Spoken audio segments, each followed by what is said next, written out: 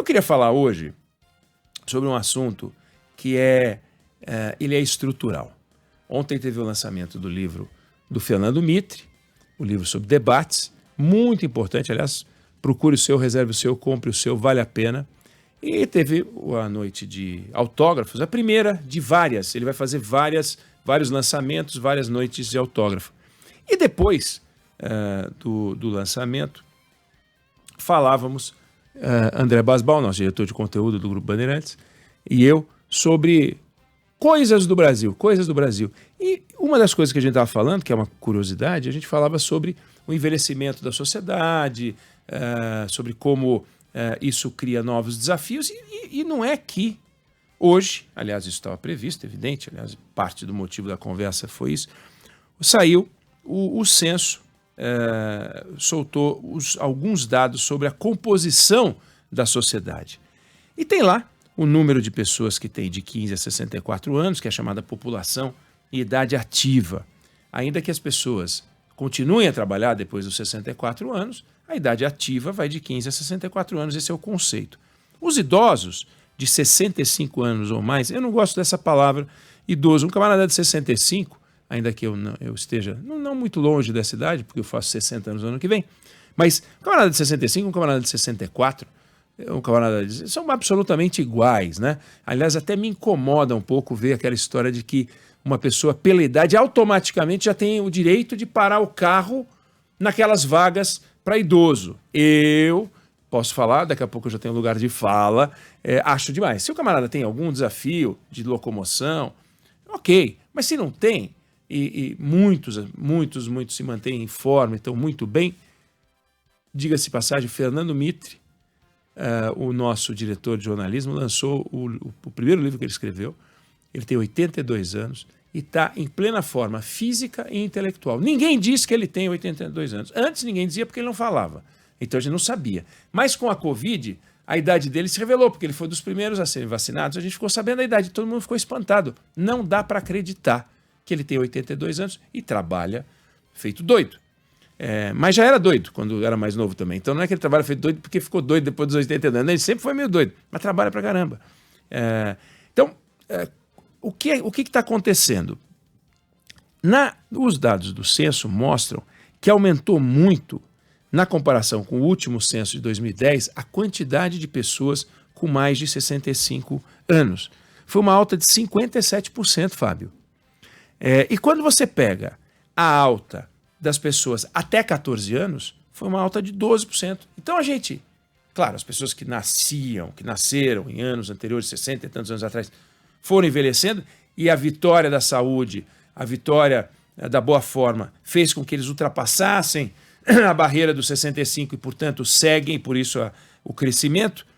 E a redução de brasileiros de 0 a 14 anos não é porque nós temos um problema com mortalidade infantil que está alta, então as pessoas não fazem parte da composição. Não, o que está acontecendo é que o brasileiro, a brasileira, né, está tendo menos filhos.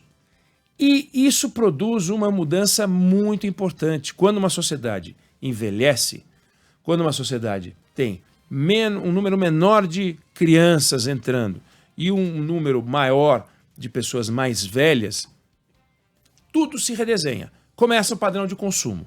O padrão de consumo é completamente diferente. Então você vai fazer, por exemplo, o programa habitacional, ele começa a mudar, né, Fábio? O programa habitacional, numa sociedade onde as pessoas estão muito mais velhas, elas já têm onde morar. Elas não vão comprar uma casa e financiar aos 65 anos de idade com 30 anos. O que acontece com o mercado imobiliário? É uma transformação impressionante. Transporte público, olha a transformação que vai acontecer na área da saúde. Quando você tem as doenças da infância, você dá 2 remedinhos, 3 gotinhas, acabou. Passa um paninho, resolveu. A idade, eu tô com uma dor nas costas aqui, na lombar, que tá uma loucura. Não vai melhorar daqui a 3 dias, entendeu? Vou tomar um remedinho e passou. Até tomei um remedinho hoje. Mas não vai passar assim, né? Ainda piora mais se você ficar sentado naquelas cadeiras de boteco, vai piorando ainda mais. Mas enfim, as doenças vão mudando. O custo de manutenção do sistema de saúde muda e aumenta muito. Quem vai pagar essa conta? os mais velhos que estão aposentados e, portanto, têm uma renda menor. Olha que coisa louca, você vai ter uma sociedade que pode custar mais caro e quem vai ter que financiar é uma sociedade que com uma renda menor. Então, só tem uma solução para isso. Primeiro, obviamente, você tem mudanças importantes. Previdência social, falei da saúde, e a previdência social? Quem é que vai financiar o sistema?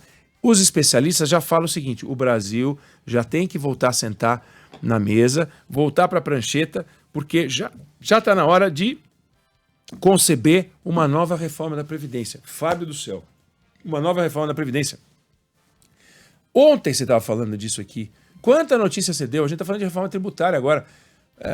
Pois nós vamos ter que falar de uma reforma da Previdência. Alguns especialistas escrevem artigos e já dizem, nós já estamos perdendo tempo, já temos que pensar. Quanto mais tempo a gente demorar, mais difícil, mais complicado vai ficar. Então, reforma da Previdência. E aí fica aquela pergunta, como você resolve? Ampara os mais velhos e você precisa aumentar a quantidade de jovens percentualmente na sociedade.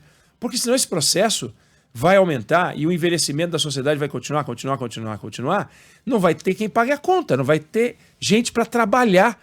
E se não tiver gente para trabalhar, como é que você vai fazer para alimentar todo esse sistema? Essa é a preocupação da China, essa é a preocupação dos países da Europa, essa é a preocupação do Brasil, que chegou nesse patamar que incomoda a Ásia toda, antes de ficar rico. É a frase feita, mas já se disse muito. O Brasil envelheceu antes de enriquecer. Em geral, você envelhece depois que você enriquece, ou pelo menos você envelhece depois que você juntou alguma coisa. O Brasil não juntou alguma coisa e já está envelhecendo.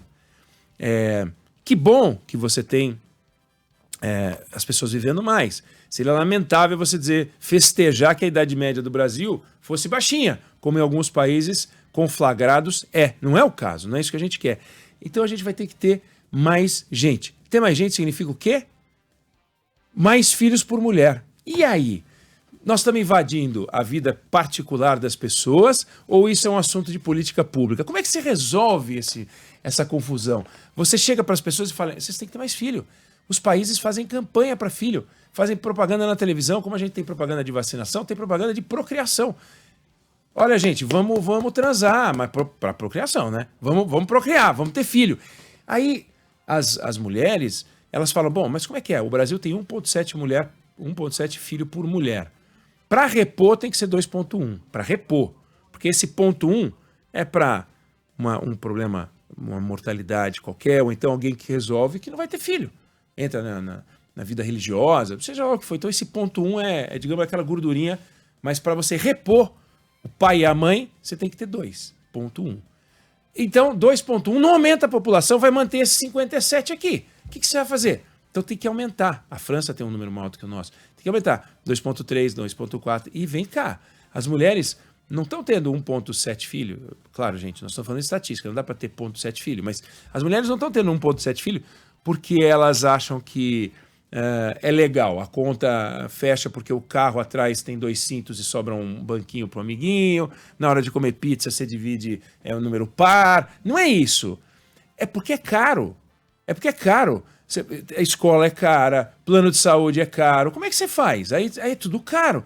E se é caro, então é um assunto em que a vida particular, privada das pessoas, é quando aquilo que se faz entre 4 paredes, Fábio, deixa de ser só assunto do casal. Isso que nós estamos falando, o que as pessoas fazem entre 4 paredes, torna-se uma política pública, sai no IBGE. O IBGE é que divulga o que as pessoas estão fazendo dentro de 4 paredes. Olha que loucura. Então, esse trabalho do censo é fundamental para a gente entender para onde está indo o Brasil. E o Brasil está indo para um lado muito desafiador. Não é lado ruim, não, mas é desafiador. Ou a gente olha para isso, para projetar como a gente quer ser e o que a gente tem que fazer de política pública, ou então a gente vai só enrolando, vai levando como é possível.